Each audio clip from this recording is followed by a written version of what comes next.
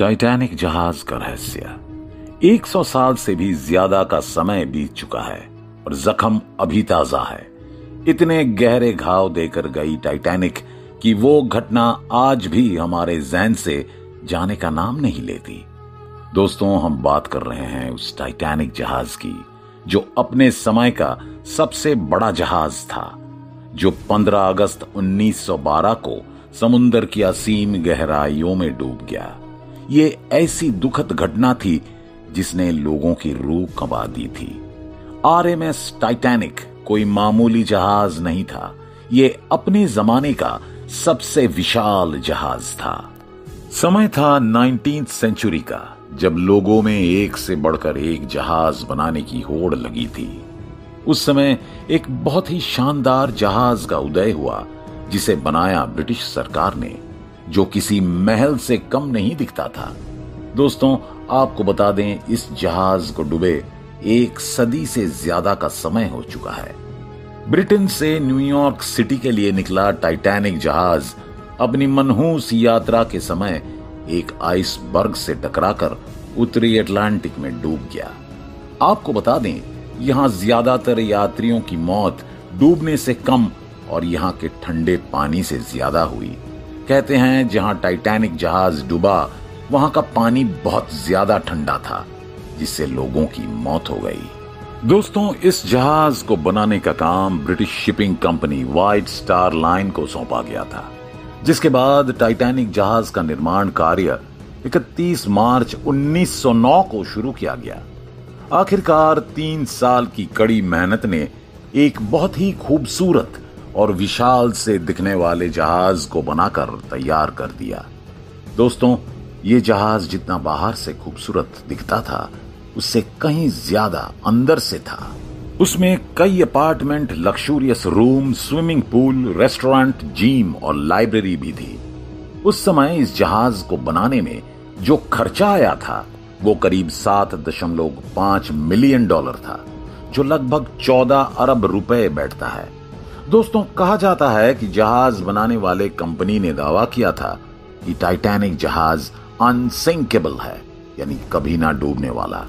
Titanic जहाज की पहली यात्रा को कोई भी व्यक्ति मिस नहीं करना चाहता था, इसलिए इस जहाज में एक से बढ़कर एक लोगों ने टिकट बुक किया। इस जहाज में बड़े बड़े बिजनेसमैन और बड़ी बड़ी हस्तियां मौजूद थी। 2 अप्रैल 1912 को जहाज बनकर तैयार हो चुका था। अब बारी थी तो सिर्फ उस यात्रा की जो शायद कभी ना रुकने वाली थी। लोगों ने खुशी खुशी इस जहाज में एंट्री की। वे लोग इस बात से अनजान थे कि उनकी ये रोमांचित यात्रा, जिसकी वो कल्पना कर रहे हैं, वो बहुत ही भयानक होने वाली है। पर कुदरत जो चाहती है वही होता है, इसमें कोई क्या कर सकता है। 10 अप्रैल 1912 को टाइटैनिक की पहली यात्रा शुरू होती है और टाइटैनिक ब्रिटेन से न्यूयॉर्क के लिए निकल पड़ता है। उस समय इस जहाज पर लगभग 900 लोग सवार थे। जहाज को आगे भी रुककर यात्रियों को लेना था, इसलिए जहाज आगे बढ़ता गया और यात्रियों को लेता गया। उस समय टाइटैनिक की स्पीड काफी तेज थी। जहाज 42 किलोमीटर प्रति घंटे की रफ्तार से दौड़ रहा था।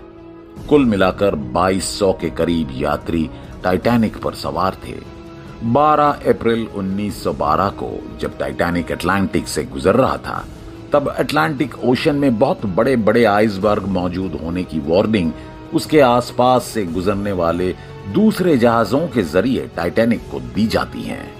टाइटैनिक के कैप्टन इन डेंजर अलार्म को सुनने के बाद अपनी दिशा को 2 बार बदलते हैं, मगर अपनी स्पीड को कम नहीं करते। आगे बढ़ते हुए इस जहाज के कैप्टन जहाज बनाने वाले कंपनी के चेयरमैन से संपर्क करते हैं और इस आइसबर्ग के बारे में बताते हैं, लेकिन चेयरमैन कैप्टन से यह कहकर स्पीड उतनी ही रखने को कहते हैं कि हमें यह साबित करना है कि ये जहाज दुनिया में सबसे बड़ा और सबसे तेज चलने वाला जहाज है। कैप्टन उनकी बात सुनकर ऐसा ही करता है। आगे भी कई बार आइसबर्ग होने की चेतावनी दी जाती है, लेकिन कैप्टन और उसके क्रू मेंबर्स उन आइसबर्ग को नजरअंदाज कर देते हैं और टाइटैनिक की स्पीड कम नहीं करते। 14 अप्रैल 1912 की शाम सूरज धीरे धीरे ढल रहा था। काली अंधेरी रात और मौसम बहुत ठंडा। चांद भी छुपा हुआ था। कैप्टन स्मिथ को इस बात की चिंता थी कि कहीं कुछ अनहोनी ना हो जाए। उन्होंने अपने 2 क्रू मेंबर्स को जहाज की सुरक्षा के लिए जहाज के सबसे टॉप के क्रोज नेस्ट पर भेज दिया, ताकि किसी भी खतरे की जानकारी वो पहले ही दे सके। लेकिन किस्मत को तो कुछ और ही मंजूर था।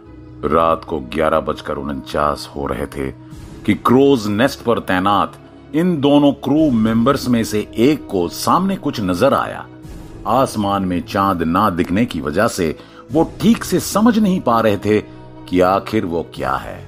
अचानक जब टाइटैनिक बहुत करीब आता है, तब क्रू मेंबर जोर जोर से घंटा बजाने लगते हैं और कॉल करके कैप्टन को जानकारी देता है कि जहाज के एकदम सामने आइसबर्ग की बहुत बड़ी चट्टान है।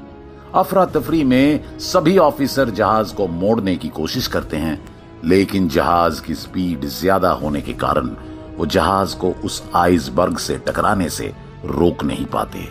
टाइटैनिक जहाज उस बड़े से आइसबर्ग से टकराता हुआ तेजी से आगे बढ़ता है, जिससे जहाज के निचले हिस्से में कई होल हो जाते हैं। जहाज की स्पीड भी ज्यादा होने की वजह से ये आइसबर्ग से घसीटता हुआ आगे चला जाता है। आइसबर्ग से हुई ये टक्कर इतनी तेज थी कि लोगों को बहुत जोर का झटका लगा। कैप्टन स्मिथ सारे इंजन को बंद करने के निर्देश देते हैं, जिससे जहाज वहीं रुक जाता है। कैप्टन जहाज को देखते हैं कि कितना नुकसान हुआ है। उससे उनको समझ आ जाता है कि कभी ना डूबने वाला जहाज अब डूब जाएगा। जहाज रुकने से लोगों में अफरा तफरी मच जाती है। घबराए लोग यहां वहां भागते हैं, लेकिन कुछ लोग अभी भी समझ नहीं पा रहे थे कि आखिर कभी ना डूबने वाला जहाज आखिर डूब कैसे सकता है। उन्हें विश्वास नहीं हो रहा था और वो बेखौफ थे। उनमें से कुछ लोग ऐसे भी थे जो समझ चुके थे कि अब उनका बचना मुश्किल है।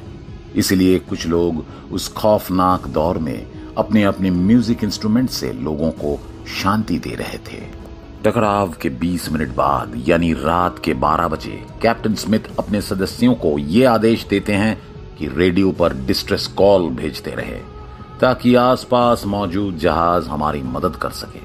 सीनियर ऑफिसर एक के बाद एक लगातार डिस्ट्रेस कॉल भेजते रहे, लेकिन कोई रिस्पांस नहीं आता। Senior radio operator Jack Phillips हार नहीं मानते और लगातार संपर्क करने की कोशिश करते रहते हैं। 20 मिनट बाद आरएमएस कार्पेथिया नाम का एक जहाज इस कॉल को पकड़ लेता है और टाइटैनिक के रेडियो ऑपरेटर से बात करने के बाद वो ये फैसला करते हैं कि हम टाइटैनिक को बचाने के लिए जाएंगे। मगर अफसोस वो जहाज 107 किलोमीटर दूर होता है। अगर वो जहाज अपनी पूरी स्पीड से भी आता है तो भी उसे टाइटैनिक जहाज तक पहुंचने में 3 से 4 घंटों का समय लगता। इतना ही नहीं, टाइटैनिक जहाज से कुछ रॉकेट भी छोड़े जाते हैं ताकि आसपास के लोग उसे देखकर मदद कर सके, लेकिन उनकी किसी भी तरह से कोई मदद नहीं हो पाती है। कोई मदद ना मिलते देख कैप्टन स्मिथ डिसाइड करते हैं कि अब यात्रियों को लाइफ बोट से समुंदर में उतारा जाएगा। चारों तरफ अफरा तफरी का माहौल बन जाता है। सब चाहते हैं कि उनकी जान बच जाए। धक्के मुक्के में बहुत से यात्री तो जहाज से नीचे समुंदर में गिर जाते हैं और ठंडे पानी की वजह से उनकी मौत हो जाती है। लाइफ बोट में सबसे पहले बच्चों और औरतों को बिठाया जाता है। टाइटैनिक जहाज में लाइफ बोट भी कम रखी गई थी, क्योंकि उस समय कहा गया था कि टाइटैनिक जहाज कभी डूब ही नहीं सकता। धीरे धीरे जहाज में पानी भरने लगता है, जिसकी वजह से जहाज एक तरफ झुकने लगता है। रात को 2:20 पर जहाज 2 हिस्सों में टूटकर पानी में पूरी तरह से डूब जाता है। यानी ये जहाज 3 घंटों से भी कम समय में पानी के अंदर डूब जाता है। जहाज पर मौजूद लोगों में से जिन्हें तैरना आता था वो पानी में कूदते हैं, मगर -2 डिग्री टेम्परेचर होने की वजह से उन लोगों की पानी में ही मौत हो जाती है। आरएमएस कार्पेथिया जहाज जो इन लोगों को बचाने के लिए निकला था, वो लगभग 3:30 के आसपास टाइटैनिक के पास पहुंचता है। तब तक सब डूब चुके होते हैं। मगर ये जहाज लाइफ बोट पर सवार 705 लोगों को सफलतापूर्वक बचा लेता है। टाइटैनिक का मलबा आज न्यूफाउंडलैंड कनाडा से करीब 600 किलोमीटर दूर 4 किलोमीटर की गहराई में पड़ा है। टाइटैनिक जहाज का मलबा कुछ सालों में पूरी तरह से डिस्ट्रॉय हो जाएगा, लेकिन लोगों के मन में इसे देखने का रोमांच हमेशा बना रहता है। टाइटैनिक जहाज के डूबने की ये जगह लोगों के लिए टूरिस्ट प्लेस बन चुका है। 18 जून 2023 को भी टाइटैनिक नाम की एक सबमरीन टाइटैनिक जहाज को देखने गई थी, जिसमें 5 लोग सवार थे। लेकिन न जाने उसमें ऐसा क्या हुआ कि टाइटैनिक के पास पहुंचने से पहले ही ये पनडुब्बी ब्लास्ट हो गई। ये थी टाइटैनिक की दर्दनाक कहानी। उम्मीद है आपको ये वीडियो काफी इंफॉर्मेटिव लगी होगी। धन्यवाद।